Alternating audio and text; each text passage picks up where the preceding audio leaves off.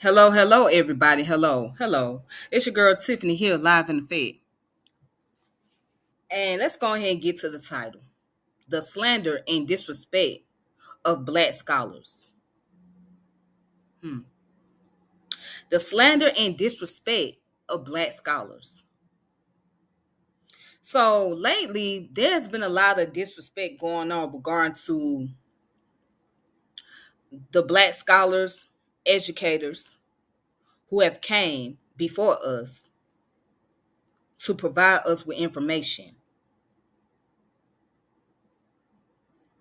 They were looked at as being pseudo scammers, and I done heard another one selling snake oil. Let's talk about it. So people like Dr. John Henrik Clarke, Runoko Rashidi, Cheikh Ante Diop, just to name a few, have been thrown under the bus lately.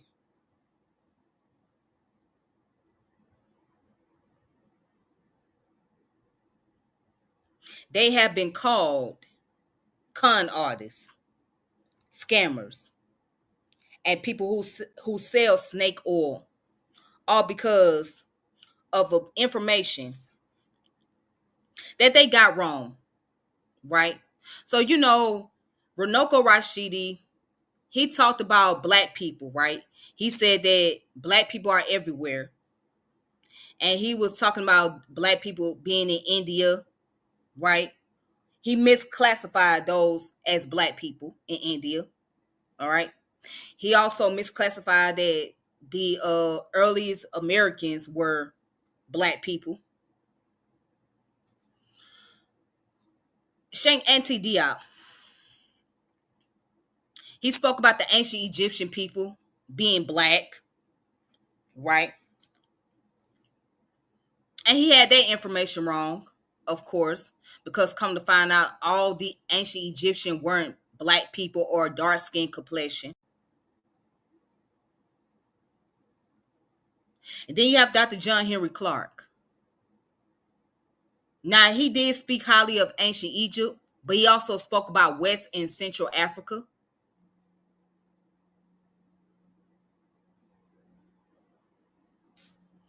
But based off the fact that they spoke about Egypt, they're considered as being slanderous, con men's, con artists, pseudos, and things of that nature. And to me, I find it very disrespectful for these scholars, for these elders who spent majority of their life trying to get information out to the general public, especially for the black community. Now, can I say that they had a lot of things wrong? Yes, they had some things wrong. But we should not go around here and just totally throw them on the bus, because they did pave the way for a lot of people. And if it wasn't for those individuals, we would not be sitting here today talking about black history. People would not be going back and forth talking about ancient Egyptian culture or debating with people about ancient Egypt.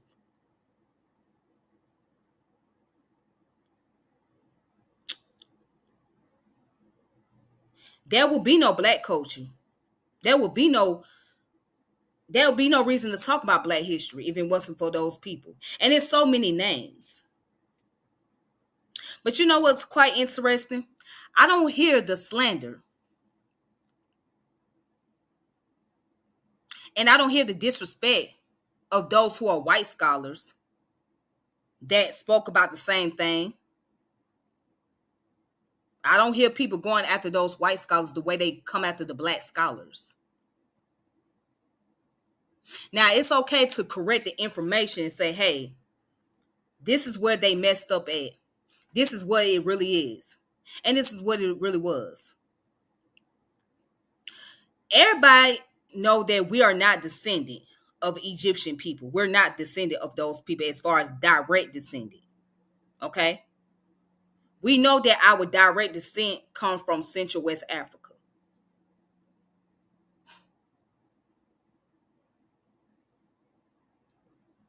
And I'm trying to figure out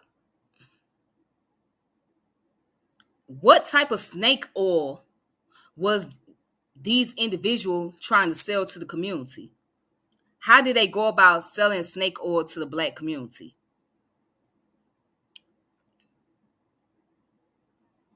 That's what I'm trying to figure out. Because Dr. Cheikh Ante Diop he was actually a scientist. I think he was a chemist and a historian.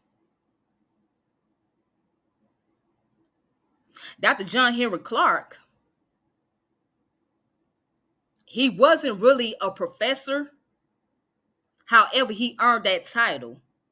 And he worked in universities, teaching in classes. Same with Dr. Runoko Rashidi.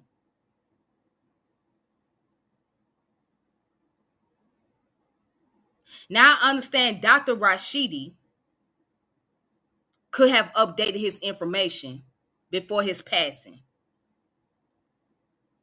I could understand that because we're in that modern era period where we have DNA tests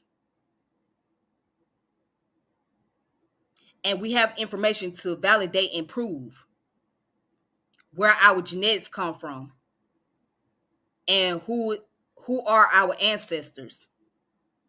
So Runoko Rashidi could have updated his information, but did he do it? No,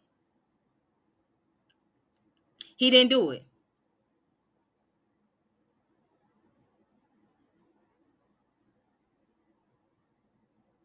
Okay.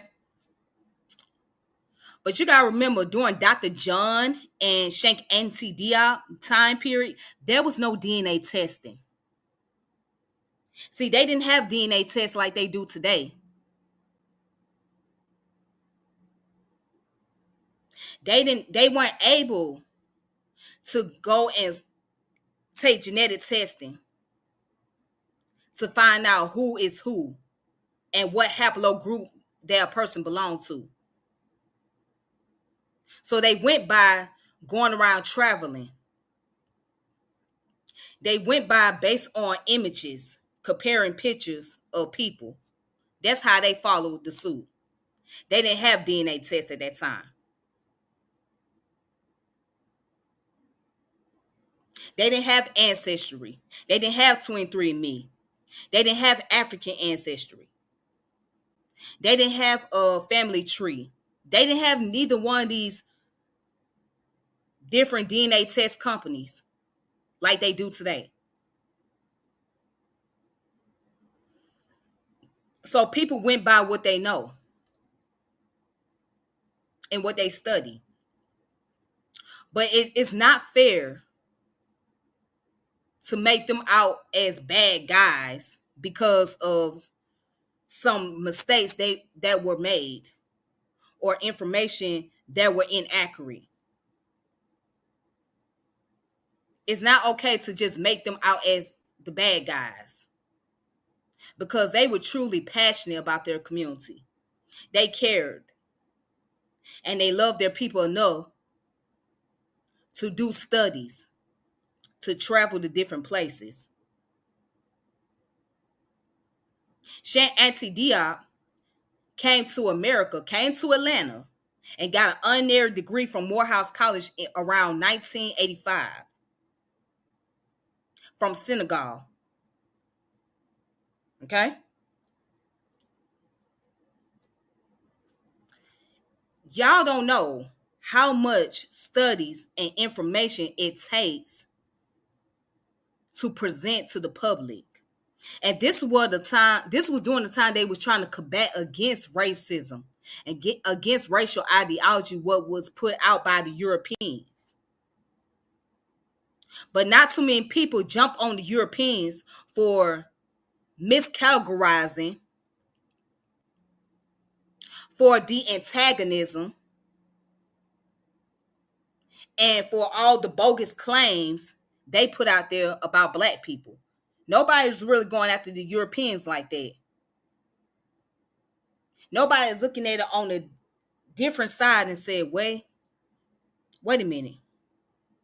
Okay, I see why they wrote it like this. This is why they put it out there like that. Because these Europeans try to spin the narrative around about black people. And they try to go in there and correct the information as much as possible.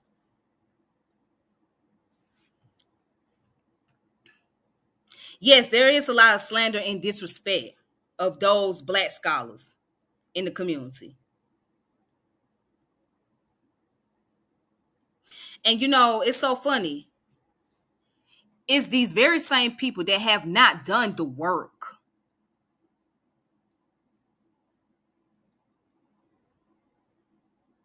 You haven't spent hours and time traveling to different places, collecting data, doing interviews with people, visiting different colleges and universities, sitting down with other educators and trying to write a book or essays, dissertation, or whatever.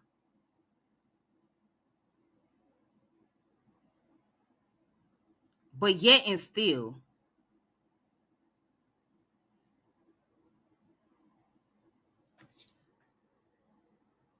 we got people fisting their mouth up and throwing the elders on the bus. And it's been going on for years, years and years. It's been going on for a long time.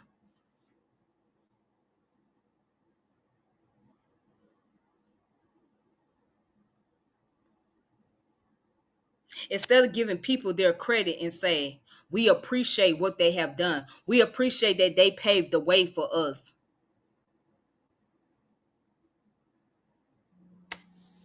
They throw them under the bus. People don't threw Dr. Ben under the bus and say he was straight up suo. He was a con artist. I heard so much shit.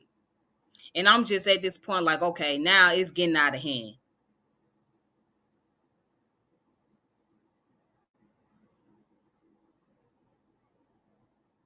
It's getting out of hand for real.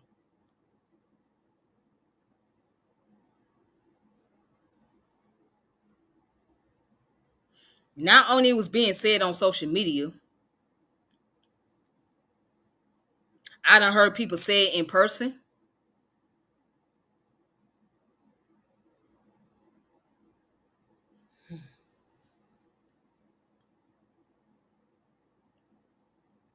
Now I can see there's certain group of people who are pseudo. I can see that. I can see that there's certain group of people who are pseudo and have no intention on doing anything productive for the community. But these guys, they had good intentions. Their focus was on black people. Now, do I get tired of hearing all the information about Egypt? Yes, I do. I get tired of hearing the same old stuff. I feel like Egypt is overrated. I feel like there's too many romanticism when it comes to Egyptian information. I do. But I'm not going to sit up here and throw every black scholar on the bus and call him a coon or call her a coon. When I know that all they were trying to do is get the information out to the people. They were trying to do their best with what they had. And once again, during the time when Cheikh Ante Diop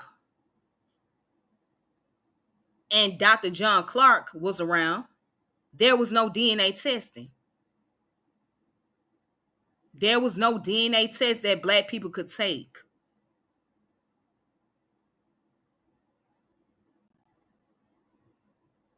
And even if you do take a DNA test now, there's still a lot of information that you're not going to know if you study genealogy. You may not be able to find out who some of your ancestors were because they were not classified. That it was undocumented. Some of them were documented as just Negroes. And then there were those who were not documented at all.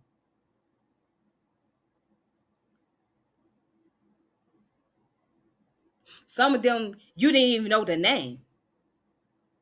There was no name to identify these individuals. So if you lucky, if you take your genealogy, right, after you took your DNA test, you can trace back some information as far back as slavery is concerned. Or if you can find out who the ancestors were in Africa, somewhere in Central West Africa, you lucky. But outside that, you're not going to find out whole information about everybody.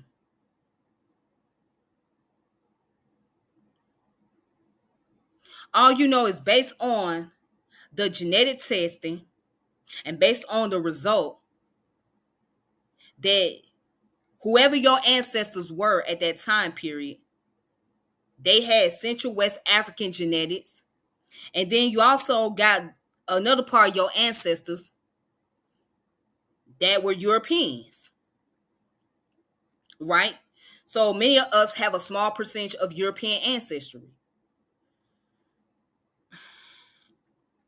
And some of us have a small percentage of Native American ancestry as well.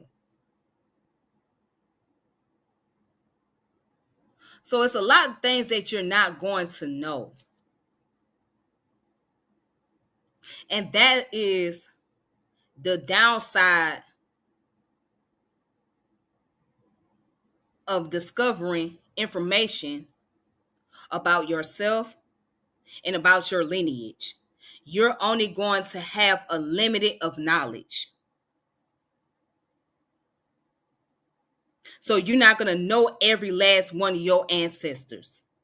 You're not going to know every haplogroup they belong to. You're not going to know that.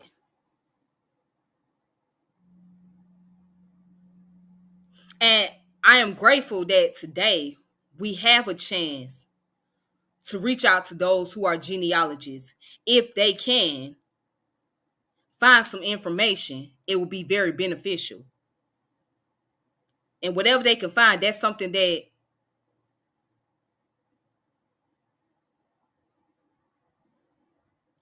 whatever they can find, that is something that can be used for our own benefits, right?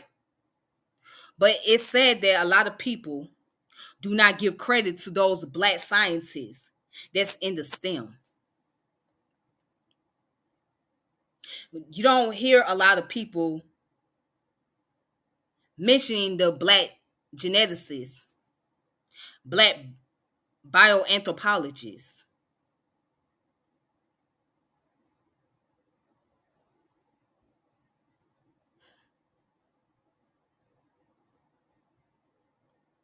Black biologists,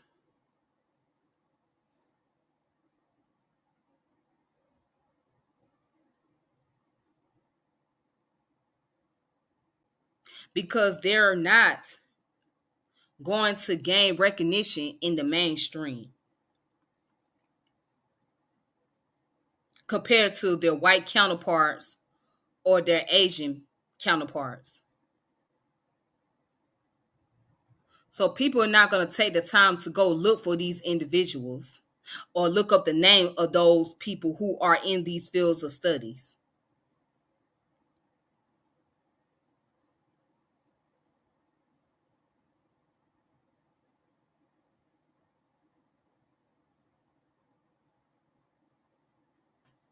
Now, somebody asks, how do we get funds to pursue our research? You mean pursue your research as far as your genealogy is concerned?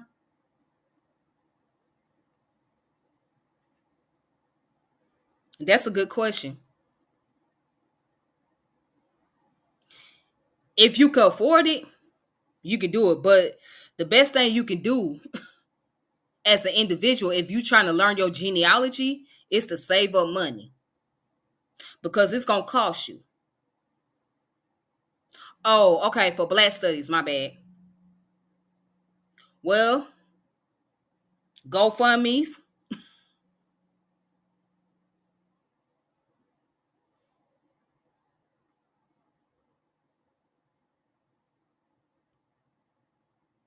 You can start up a GoFundMe.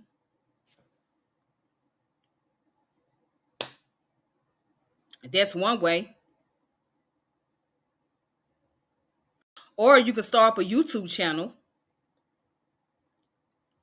and talk about the importance of doing the research and how important it is to raise up funds for it.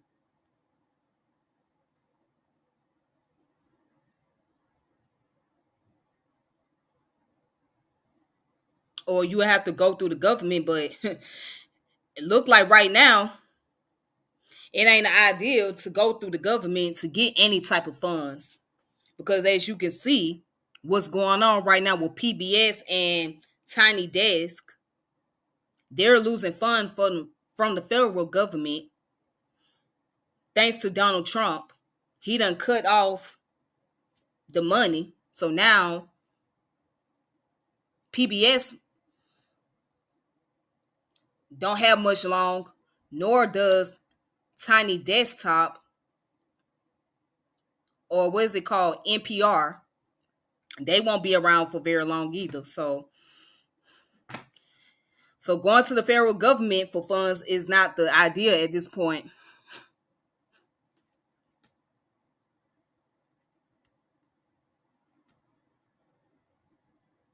That's a good question. How do you go about doing international funding?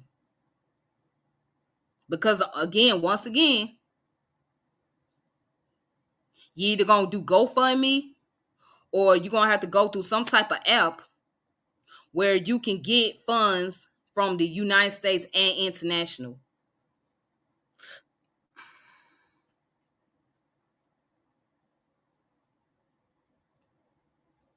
We gotta show love for the Africana Study movement.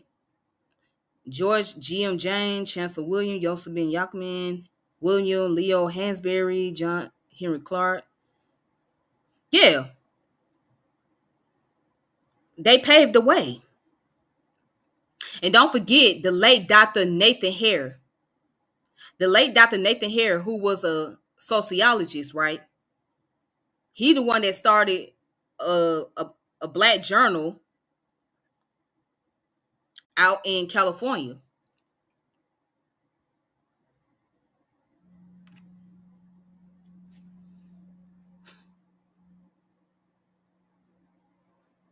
So these people made a way.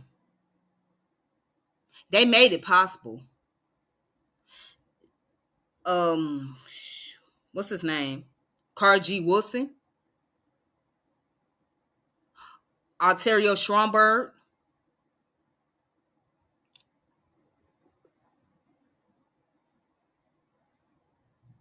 W.E.B. Du Bois,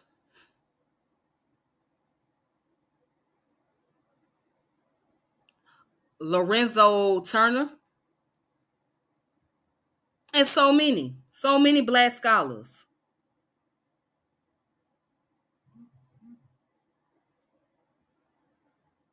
Dr. James Smalls, he's still around to this day. Marimba Ani, she's still around. Malifi Ashante,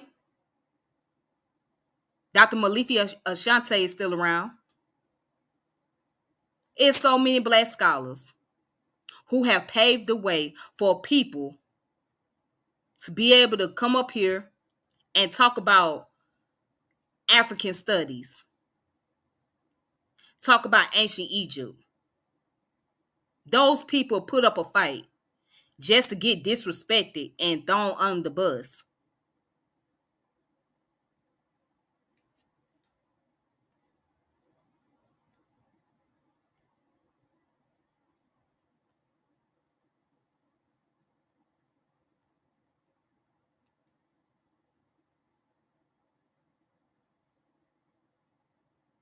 Right. J.A. Rogers, Franz Fanon, C.L.R. James, Walter Rodney.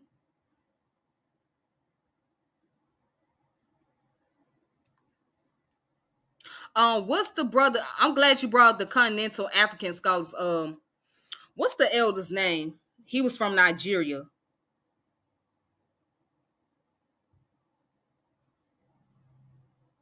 His name was Chinua Achebe. If that's his name, Chinua Achebe. Yeah, Chinua Achebe. And then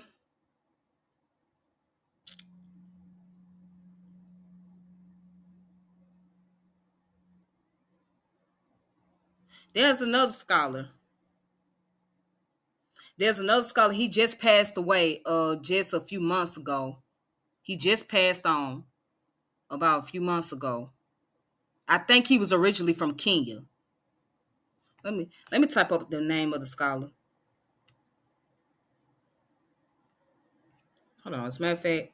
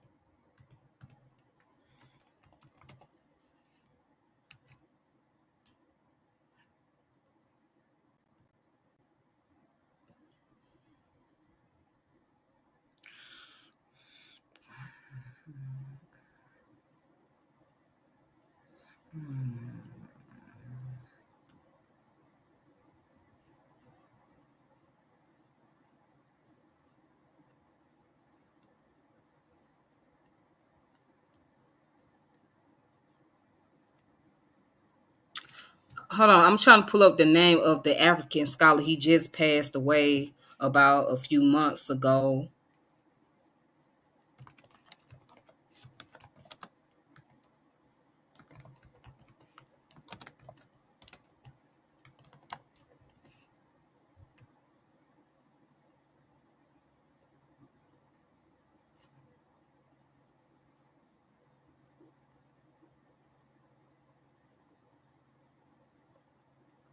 All right, here's one of them.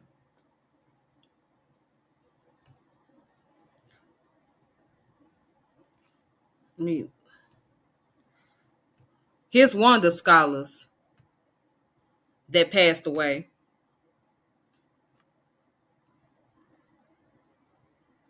His name Valentin Ive Mundumbe.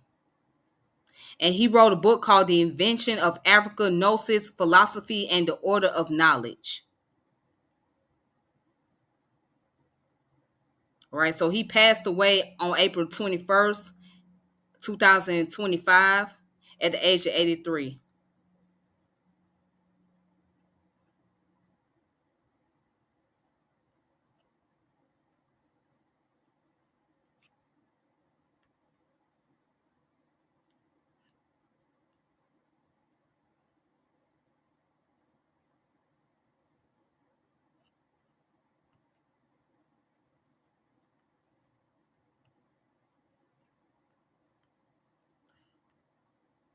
But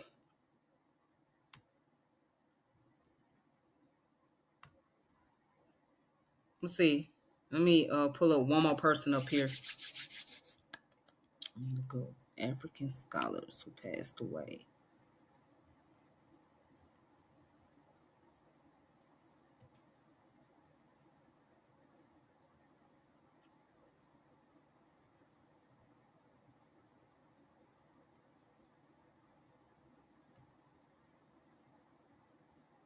Okay, I found him.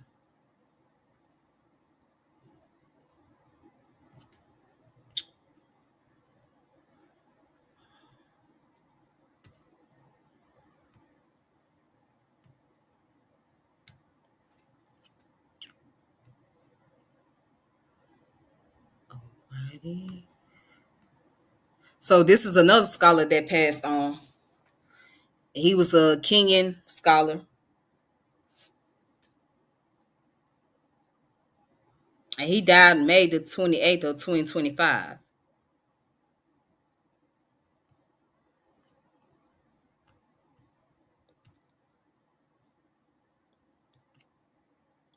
So the point is,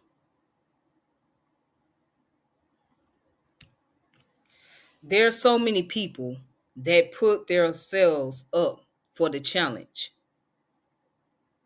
There were people who actually question Europeans, who actually debate Europeans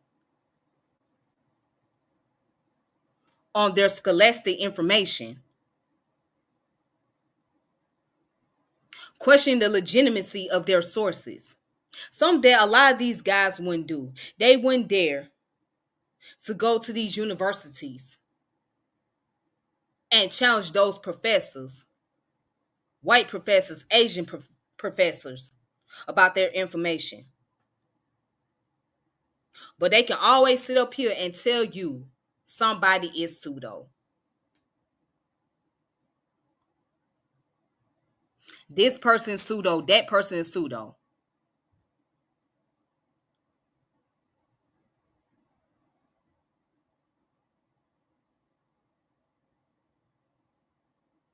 But can't you do what they did?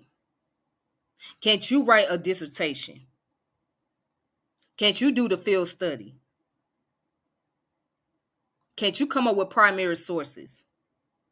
Hell, I didn't even heard folks talk about the one elder, Killer Marajo. What's his name? Killer Marajero. Killer Marajero. Yeah, that's his name. Killer Marajero.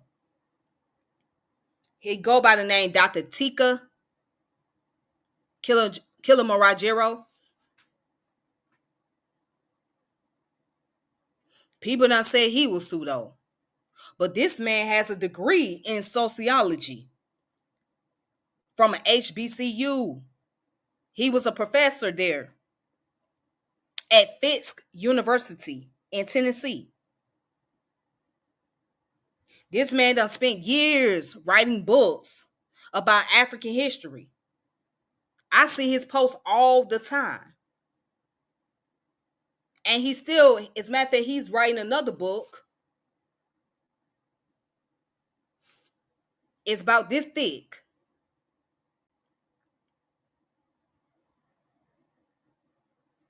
Dealing with African information, African history, African diaspora. But there's people that saying that he's pseudo, but won't do the work that he's doing. And it's quite sad, y'all. It's shameful. It's very shameful, man. People have so much pride and ego to go around here calling everybody a fraud. It seems like almost every black person is looked at as a fraud.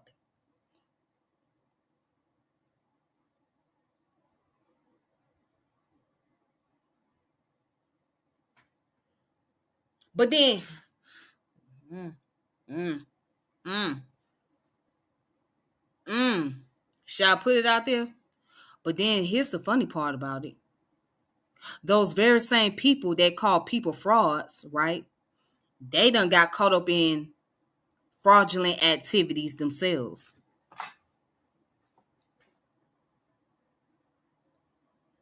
The same people that call people frauds, they were caught up on fraudulent activity,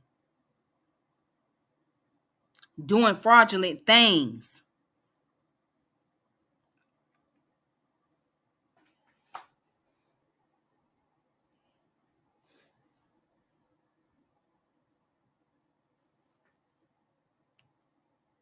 Hmm. I wouldn't even consider her as a scholar. No, nah, nah.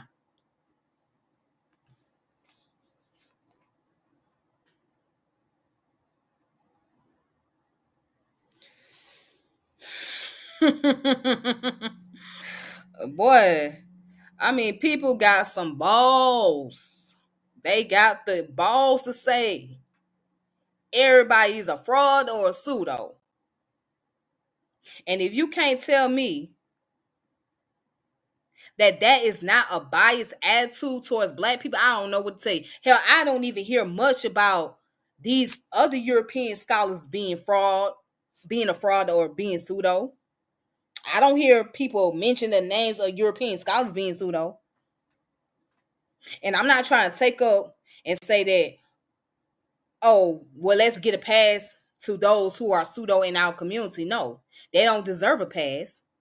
They deserve to be called out. Yeah, they deserve to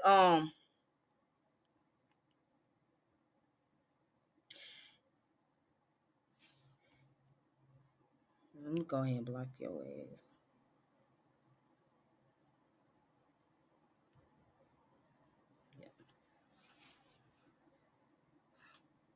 Yeah, see, they deserve to be called out. Yes, people deserve to be critiqued. They deserve to be questioned. Nobody is above reproach. No one is above reproach. But my thing is, why not do the same thing for everybody else? Don't just do it towards your own in the black community. That's my whole issue. Do it towards everybody else. Do the same thing to the European scholars. Do the same thing to those Asian scholars or any other scholars that present information about black history or science. Why not give them that same critique that you do with everybody else?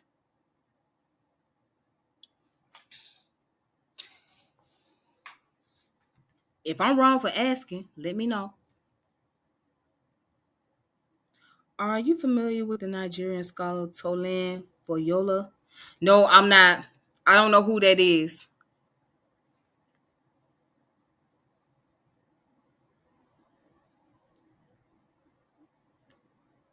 And you welcome, brother.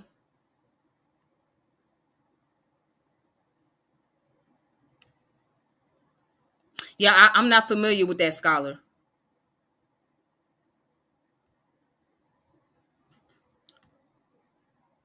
And see, shout out to brother Kevin, aka Mr. K.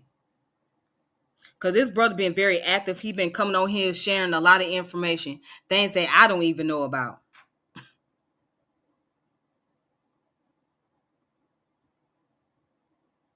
See, I didn't even know about this. I would have to look up the name. Let me see. Is it Boniface Obichere? Boniface Obichere was an unsung scholar. He was a personal friend to Malcolm X and one of many who educated and informed Malcolm's knowledge about Africa. I would have to look him up.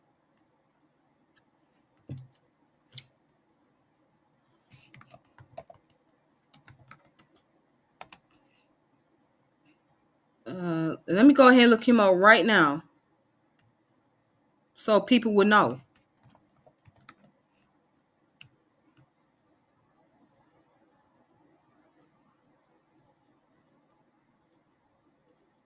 Okay.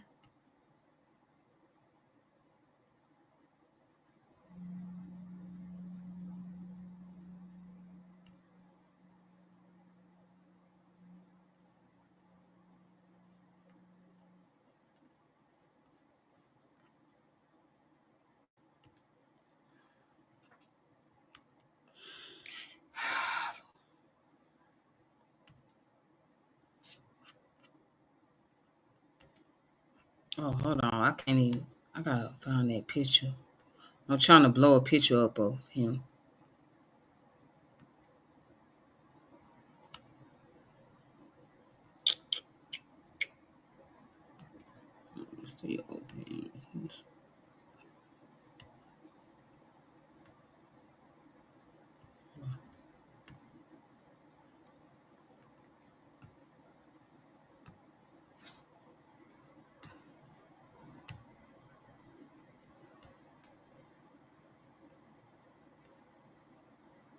So that's the name of the scholar that brother Kevin is talking about. So this is the man that taught Malcolm about African history. It's a lot of things that you're not going to ever know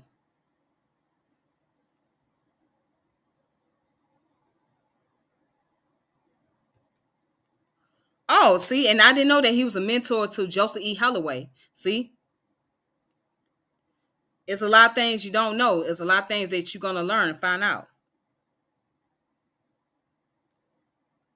Yeah, there's a lot of black people in computer science, and I could show you a list, Ronald. Let's look up blacks in computer science. Blacks in computer science.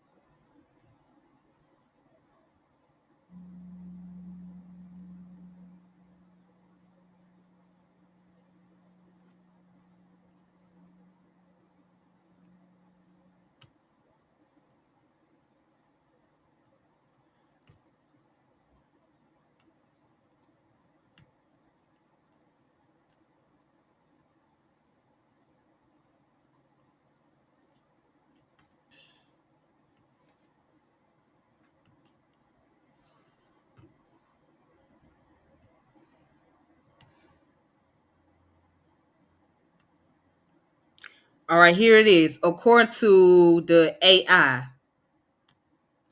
here's the list of black people who are in computer science.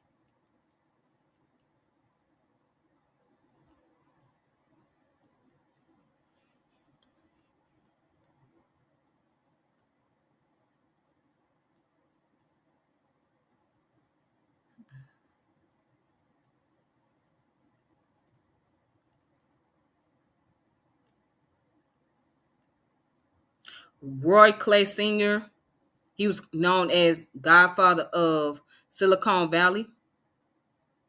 Katherine Johnson, of course. Marion Koch.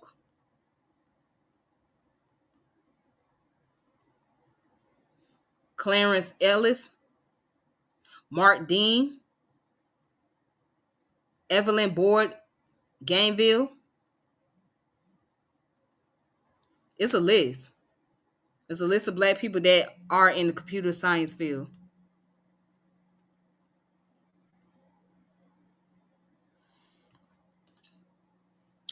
You welcome, Ronald.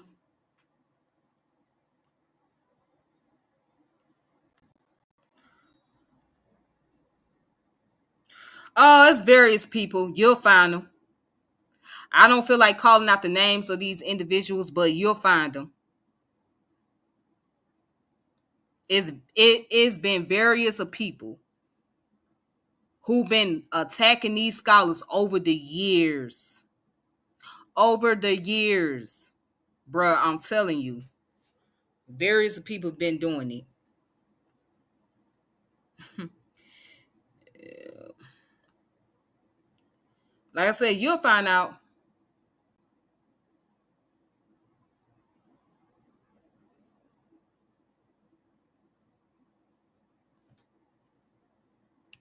Somebody said, look up the title of significant of Dr. Boniface and go to link slave rebellion. All right, let's see. You said the significance of Dr.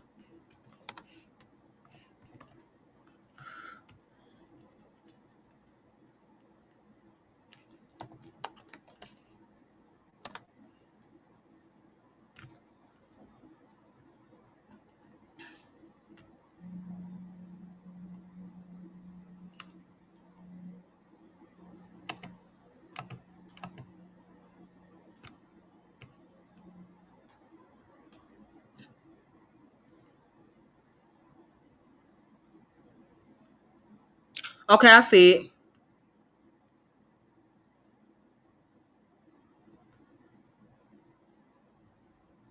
I'm about to post this link up right now.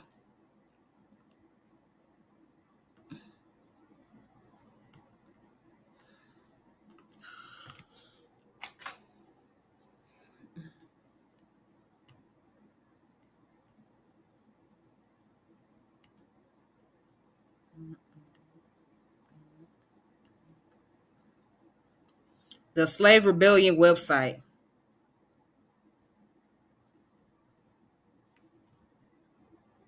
The significance of Dr. Boniface within African Studies, U.S. Higher Education, Revisit, and Beyond.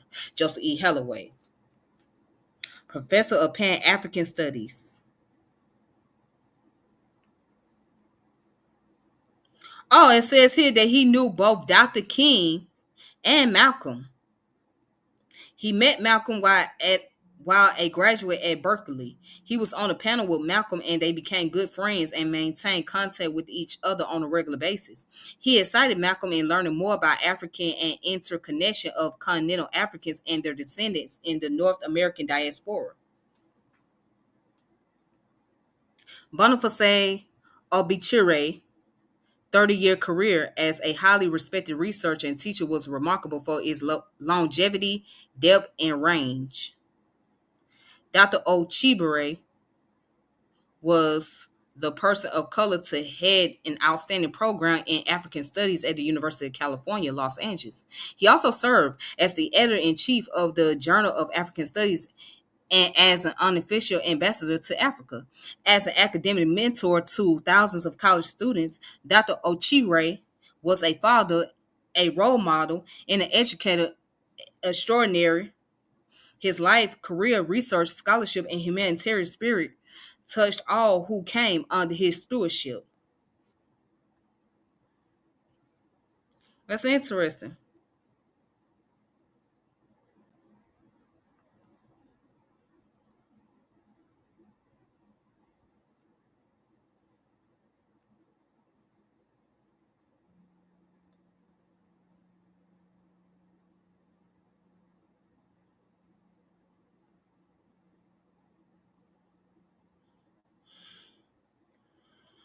Mm.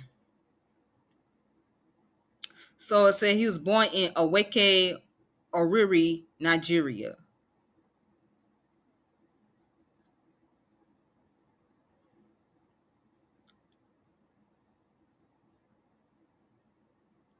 Malcolm X visited Africa twice in 1964 and was received like a head of state by the African leaders.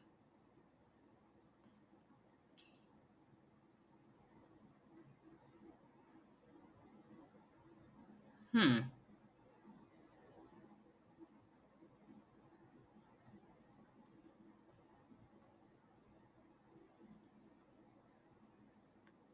Wow, there's a lot of powerful information on here.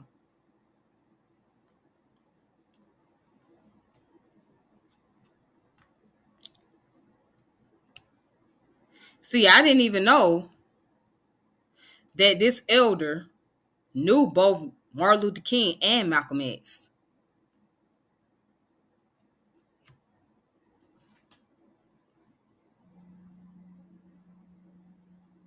Thank you for that information, Kevin. Thank you for presenting the source to me. Let's see. Ronald Walters, Robin Walker, Milena Karanga, Abdullah Ben Hamid Ali, John Jitter, Sherman A. Jackson. Oh, yeah, it's a list. Leap is naming all the people. David Walker, Henry Highland Garnett, Martin Delaney, Alexander Crummell, Edward Whitman Blyden. Yep. Dr. Tommy Curry. Oh, yeah.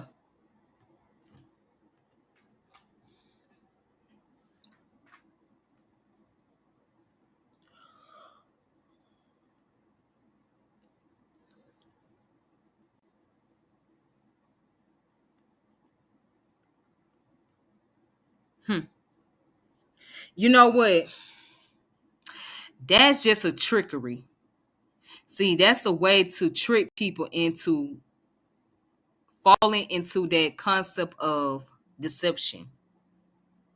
If I can deceive you, I can say something like that in order for you to follow an organization or a cult. And a lot of those people don't realize they're being brainwashed. And a lot of people are going off of their emotions and feelings. They're not dealing with facts. They're not dealing with information. They're dealing with feelings. And they're looking for validation from the outside when they should be looking inwards and studying history. But they totally ignore the history and try to seek validation on the outside. And it's also a trend. So everybody's going to jump on the bandwagon. But once those wheels come off, then they're going to jump on another bandwagon. And once the wheels come off of those, then it's another bandwagon. That's how it is.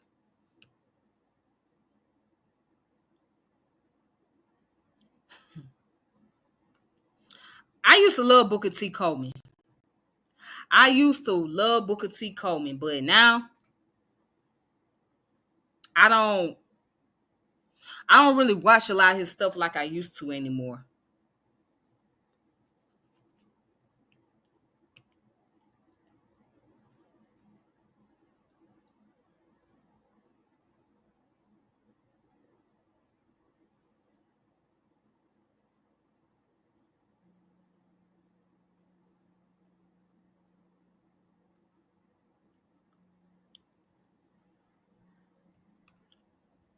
And I appreciate the list. I really do. I appreciate the name of the people that you pointed out. And some of those names I'm familiar with, some I'm not.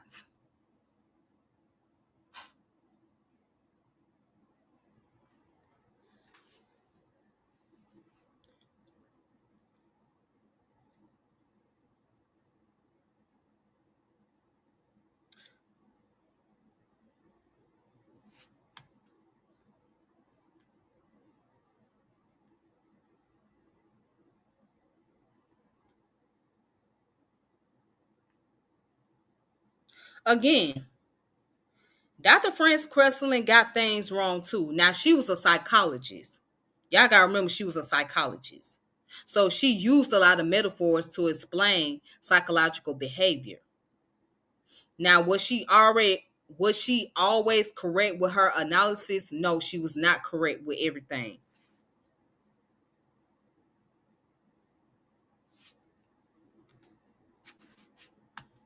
That's right. That's what it's all about.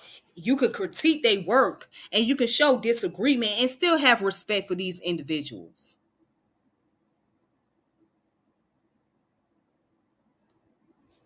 Hell, I could talk about Bobby Hemmett. I can talk about Bobby Hemmett's information, right? But I still like Bobby Hemmett.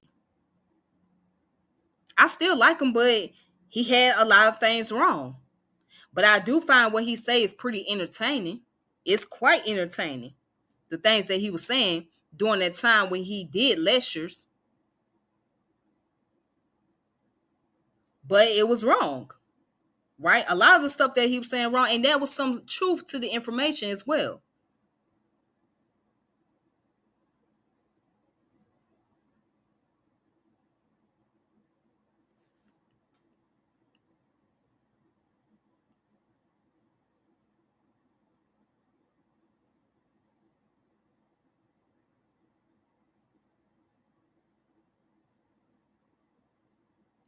Well, scientific information on melanin and all of that. She went along with the black superiority thing. She went along with that, so she was wrong about that. But nevertheless, she tried to educate people about black history. I mean, not black. She was trying to educate people on psychology, on the psychology of African Americans. She did the best she could, and she was a powerful woman. She stood her ground. I could tell you that woman stood her ground.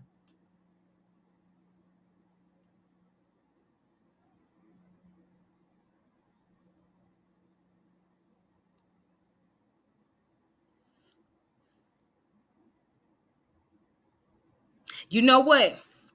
And I'm glad that you brought up Dr. Neely Fuller Jr. Yeah, Dr. Neely Fuller. Dr. Neely Fuller was the mentor of Dr. Francis Cress Welsing. He was her mentor. He was her teacher.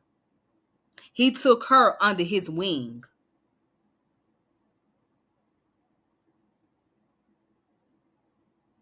Now, I never got a chance to read the book about the code of conduct.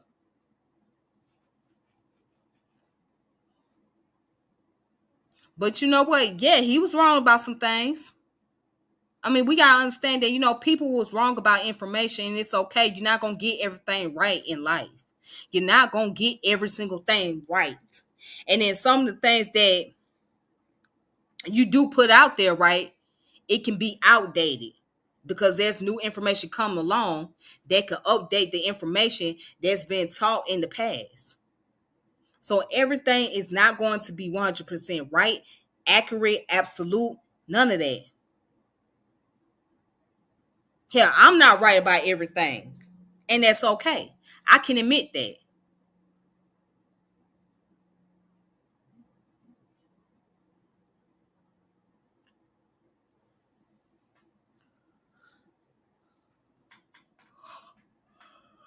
And I'm quite sure Dr. John Henry Clarke, he knew that he didn't have everything right. Cheikh Ante Diop probably felt like, hey, at some point in time in my life, somebody's gonna come along and correct the information that I put out there.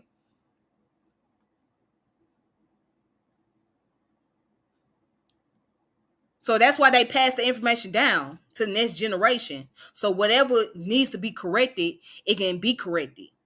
Whatever needs to be updated, go ahead and update the information.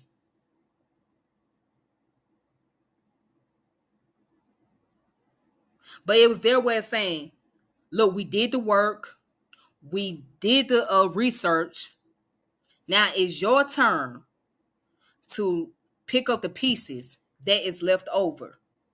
It was their way of telling us it's your turn as a community to pick up the pieces that is left over, and you add on to the information that's already there, or you can change the information.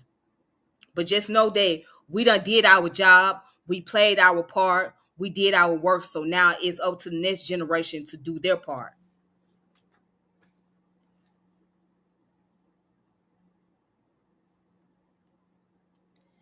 And this brother put, and sometimes it's not a right versus wrong, rather academic theories. That part. That part.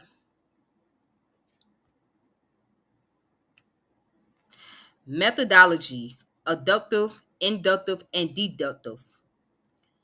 That part. That's the most important part. You said something that was very important. And sometimes it's not a right versus wrong, rather academic theories.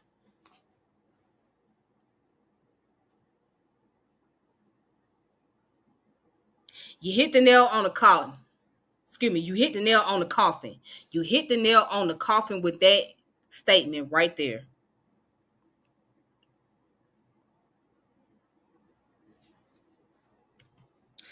Dr. John Henry Clarke said, no, Dr. John Henry Clarke even said, if I would do it all again, I mean, if he would do it all again, he would do it better than he did before. That's right. That right there shows he was mindful. He wouldn't get everything right. Right. And then he had to retire because his health was failing him. He was going blind. So he was unable to travel as much. So the next generation needs to go ahead and complete the work that he has done. Probability versus plausibility and possibility. Probability versus plausibility and versus possibility. That's what it's about. No one is born to this world knowing everything and got all the answer. No one was born in this world knowing every single thing. Because if that's the case, then why are we here? History is a compilation of various perspectives on the data and hypotheses, etc. And also history complements science. Science complements history. History complements science, and science complements history. So what I mean by that is science and history works hand in hand together. Science and history work hand in hand together.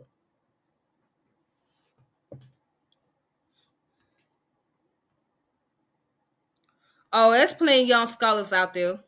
And speaking of scholars, let me introduce y'all to a young man. He has a YouTube channel, and I want you guys to go ahead and subscribe to his channel. As a matter of fact, I'm finna go ahead and post him up now.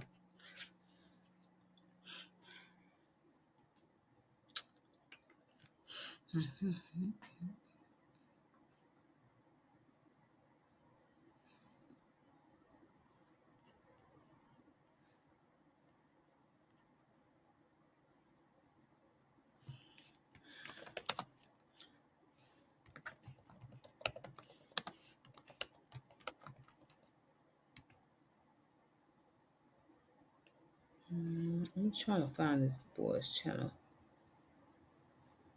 Let me find his channel.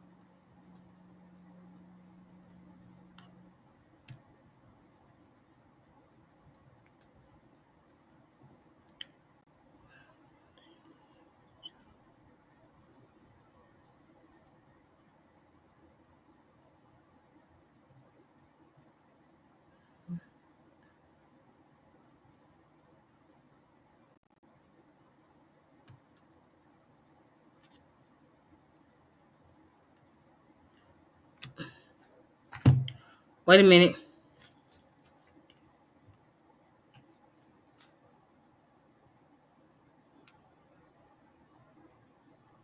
So while I'm looking for this young man, I'm glad.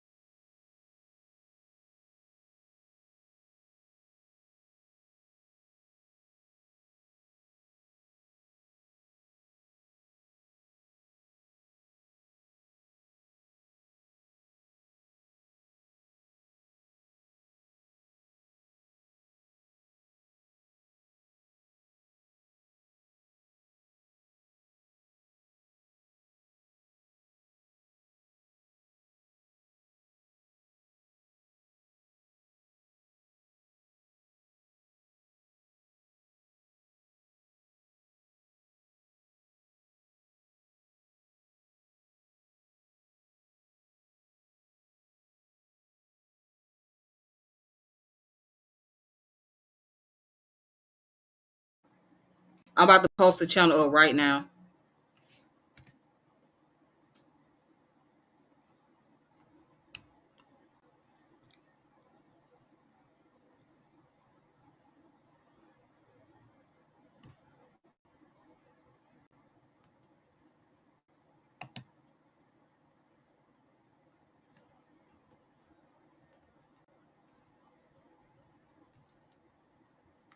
So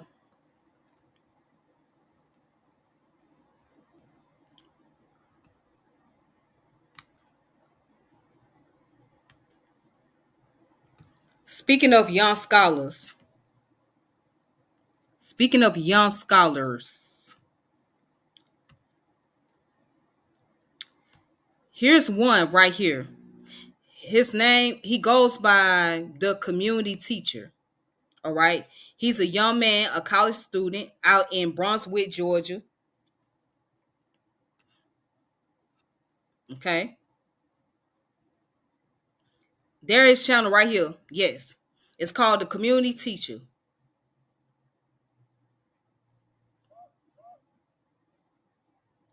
All right. And these are his little short videos. And like I say, he's located in Brunswick, Georgia. That's where he's from. But he's a college student and very intelligent young man.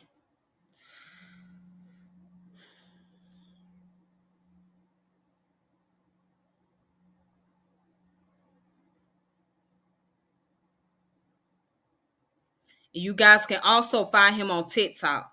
All you gotta do is go to the community teacher. So if you guys got a TikTok page, make sure you pull his name up on there.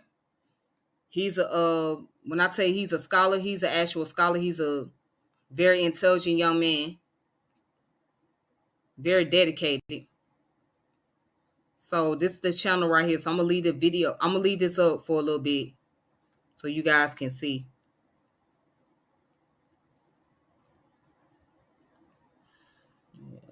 All right.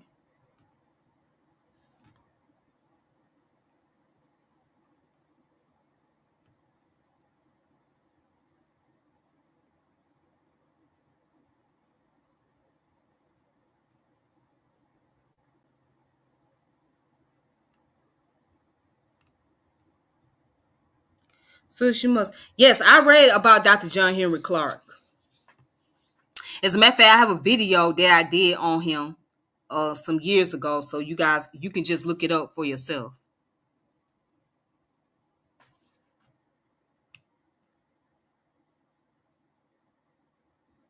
We don't have no black scholars today. Asking about black scholars with a sentence that has double negative is nasty work. How's that nasty work? He didn't know.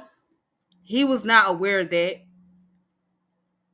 All he know is the ones that he's used to reading up on. A lot of people don't know about the current scholars today. So he didn't mean any offense or disrespect, you know.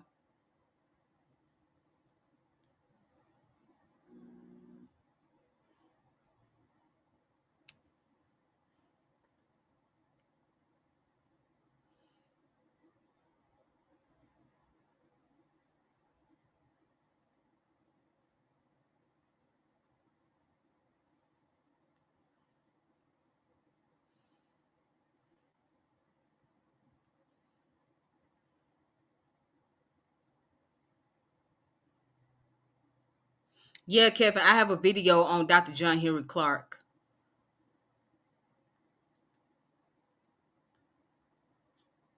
So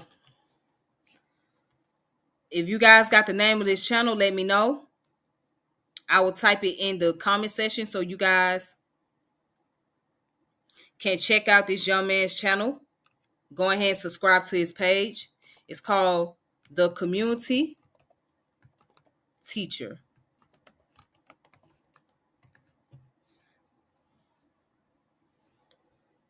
That's the name of the YouTube channel. Go ahead and subscribe.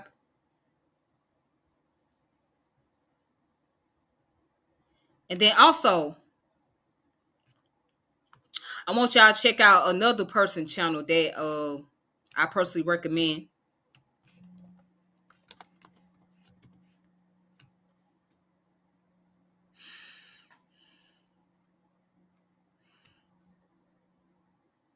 A brother who I know personally.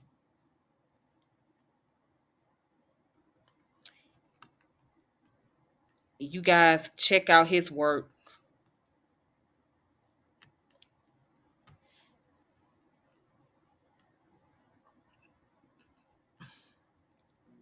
Yeah, make sure you guys check out Wise the Dome TV. That's Brother Rakeem Shabazz. Please check him out. He does a lot of interview. He has a podcast where he interviews so many people from various backgrounds. Okay. He'll interview people that are scientists, historians, educators, artists, rappers, those who are in the spiritual community, researchers, you name them. Even just regular people. Just regular people. So you guys, if you want to find out about all the scholars, all the teachers, all the educators, please also check out this brother's channel, Wise the Dome TV, with Brother Rakeem Shabazz.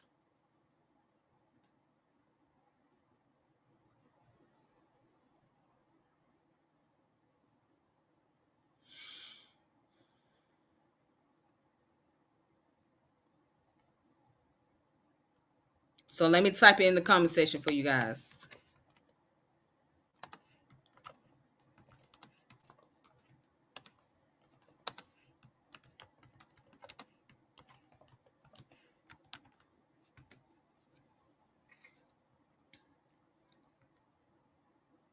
So Ronald, I hope you able to get down the name of these two YouTubers so you can watch the videos and find out information, jot down information or whatnot. So,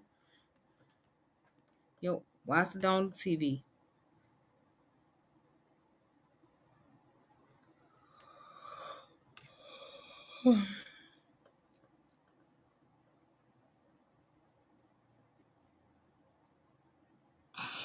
Oh boy, Lord have mercy.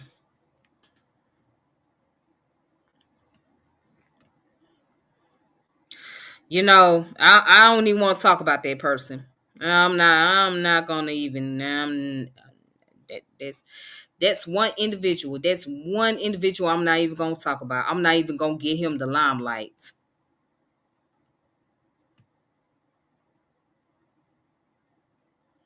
I'm not even gonna give him the light.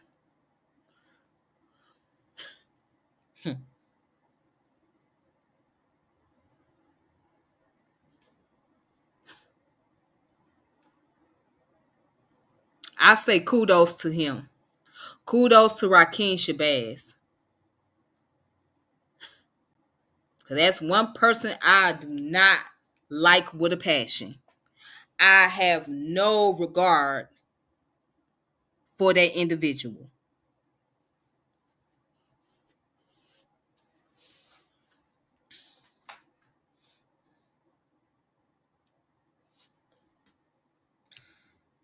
I'm glad. Shout out to you. Thank you. Yeah, support the young man because he's really doing a lot. You know, there is a lot of young people that's out here doing productive things, but they don't get credit for it. So that young man, he deserves a lot of credit because he's really putting his hard work and his effort into doing all the research, going out to various places to look at historical sites and present it to the people. So, yes.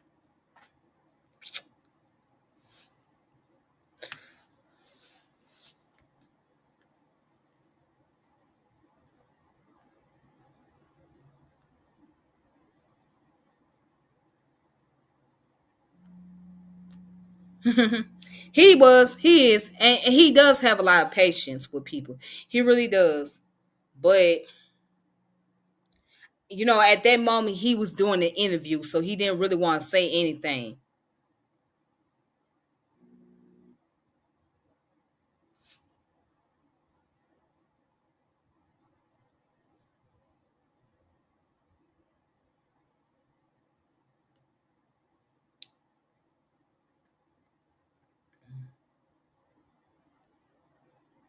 Yeah, some of those people I keep my distance from. I don't really deal with some of those individuals.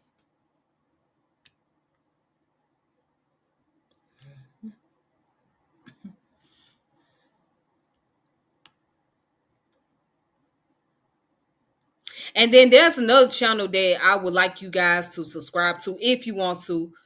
Um,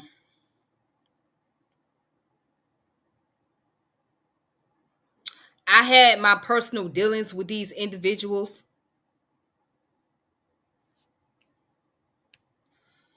Actually, he did. He did. He actually did. So if you want to, you can go check it out for yourself. He did. So I will also recommend another channel for you guys if you are into African American history in more details, right? Um these individuals, they're not my personal favorites. I'm gonna tell you that right now. But they do present great information when it comes to African American history, and I will give them credit for that. I wouldn't put him in that category. No, I wouldn't place him in that category at all.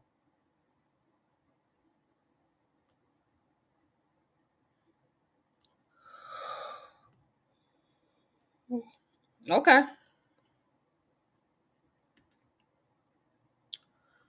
But if you guys want to learn more in details about African in the diaspora, African American history, here's another channel I would recommend you guys to watch. Um, like I said, I'm not a big fan of these individuals, but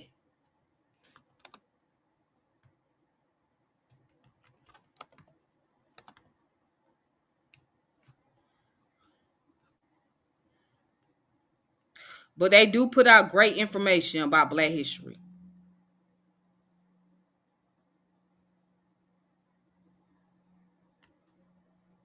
and I will give them credit for that. So if you want to learn more details,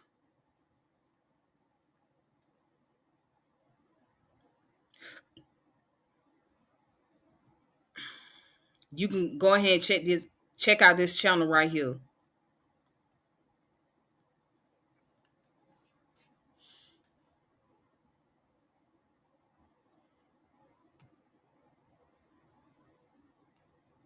Yeah, I'm cool with some of the members over there. Some of the people I'm cool with. Yeah, I'm cool with certain people over there. But yeah, they do. They put out great information too. So,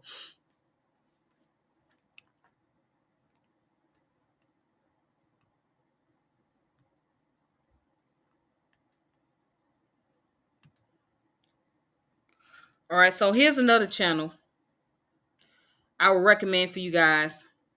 And like I said, I don't really deal with the individuals that's over there, but I know the works they have done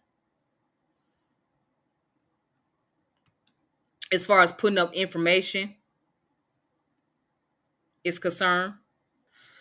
So this channel right here is called Each One Teach One.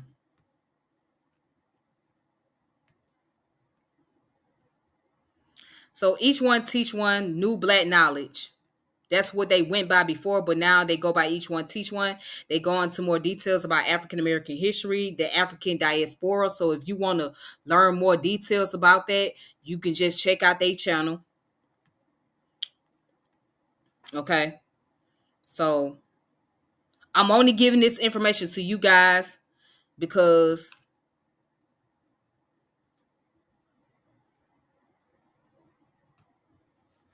no. Nah. Mm-mm. I never heard them.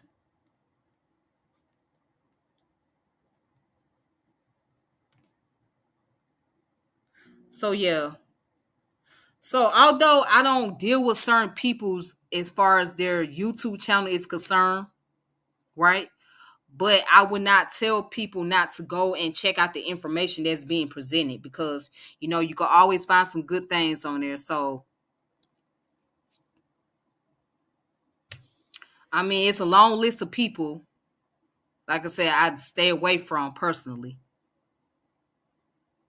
But if I know that their intentions is good as far as like present scholarship to the people, I'll recommend it. You know.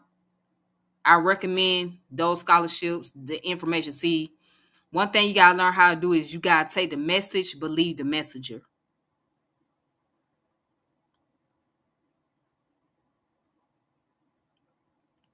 Take the message and leave the messenger.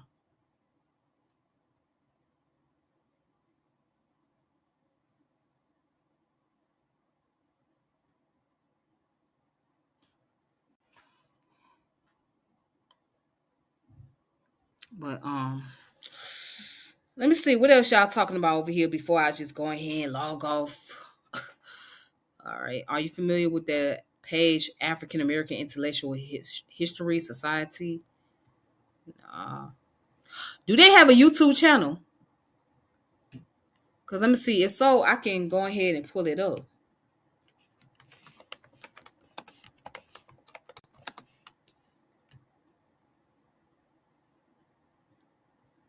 Intellectual History Society. Intellectual.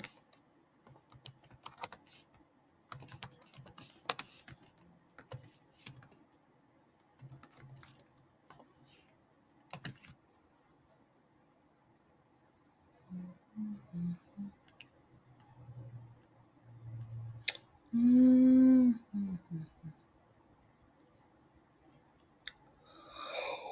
Ooh.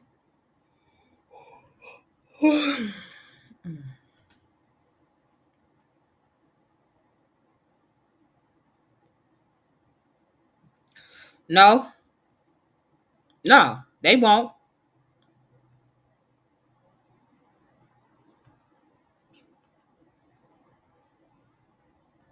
They won't take the channel down. Unless somebody go around flagging the channel for whatever reason, but outside of that, no.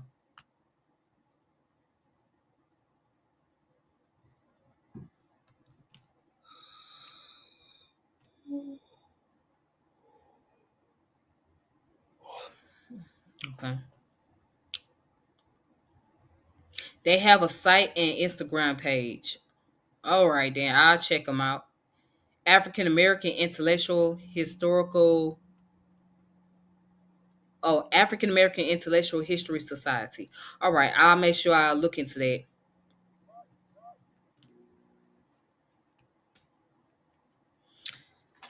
But you guys, it was great chatting it up, chopping it up, talking to you all. I see you guys going in the comment section. Thank you for coming through. And thank you guys for presenting some information. Each one teach one. Each one share one. So I thank you guys in the comments for those of you who present sources that is very beneficial to us all. Because as I mentioned, I don't have all the answer and I don't know everything. Thank you, Ronald.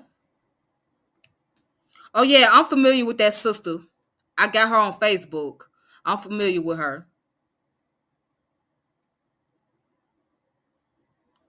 Yeah, I'm familiar with her. And I seen some of her YouTube channels. Well, some of her YouTube videos.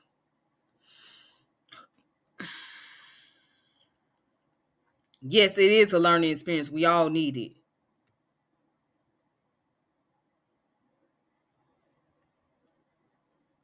So once again, I thank you guys for coming on here, dialogue, and sharing your commentaries and thoughts.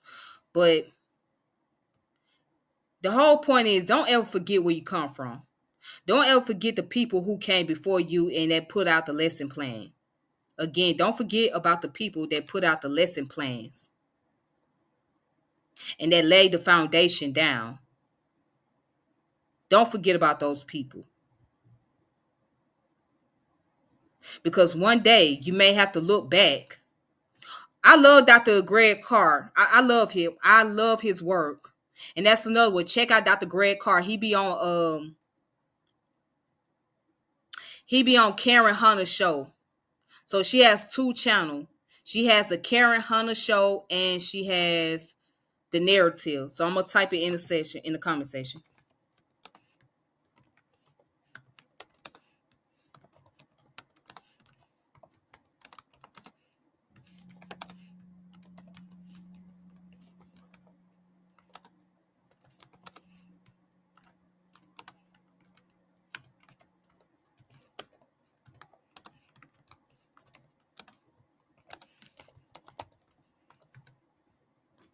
Yeah, that's another one. Dr. Greg Carr, he's a very phenomenal teacher. If I recommend anything, check him out. And he was on Roland Martin channel at one point. Yeah, he was on Roland Martin channel. So you guys also should look into him.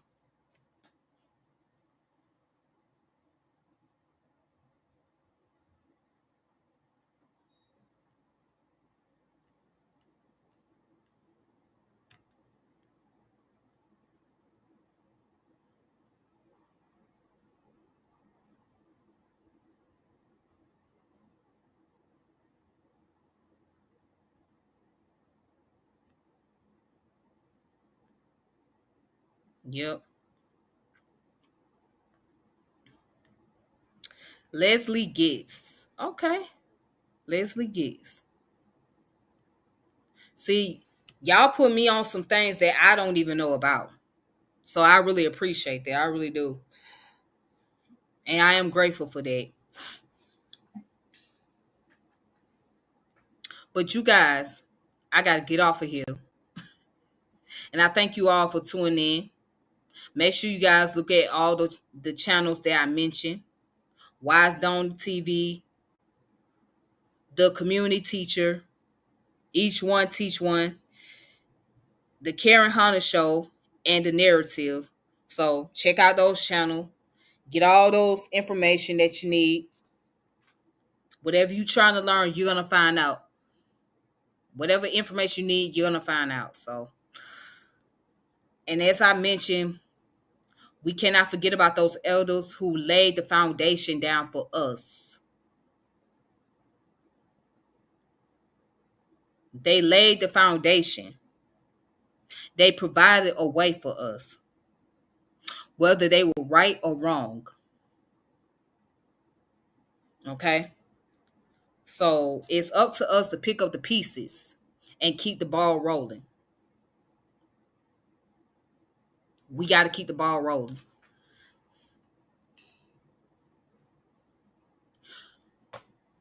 But let me go ahead and call it a night. Peace and power and elevation be to all of you.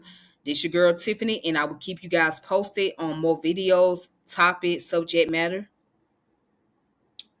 But y'all be safe. All right. Thank you so much.